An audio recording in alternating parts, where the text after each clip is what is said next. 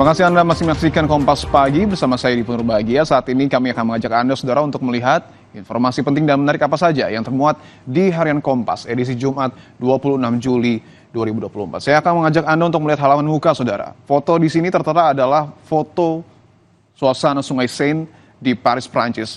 Sungai Seine nantinya akan menjadi pusat perhatian dunia. Karena untuk pertama kalinya dalam sejarah, pembukaan ajang Olimpiade akan digelar di luar ruangan dan bukan di dalam stadion. Sementara untuk hari ini, Harian Kompas mengangkat judul besar terkait dengan Sungai Seine di Paris tatap sejarah baru Olimpiade. Olimpiade Paris akan dibuka meriah di tepi Sungai Seine pada Sabtu dini hari besok.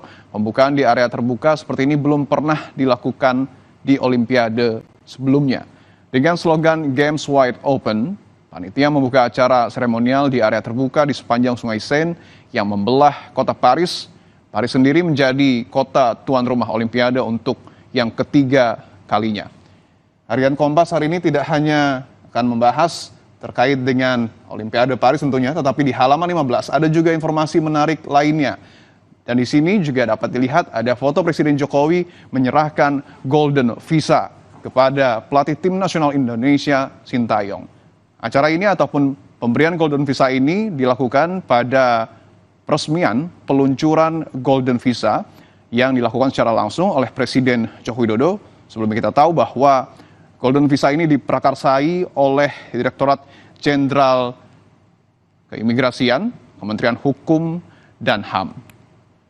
Pelatih tim nasional sepak bola Indonesia Sintayong secara simbolis memperoleh Golden Visa yang diserahkan langsung oleh Presiden Joko Widodo dalam acara peluncuran Golden Visa. Nah, tidak hanya terkait dengan ini, tetapi juga ada judul besar di halaman 15, yakni terkait dengan Ronald bebas jaksa kasasi. Komisi Yudisial berinisiatif memeriksa putusan bebas yang dijatuhkan Pengadilan Negeri Surabaya kepada Roland Tanur, terdakwa perkara pembunuhan terhadap kekasihnya Dini Sera Afrianti.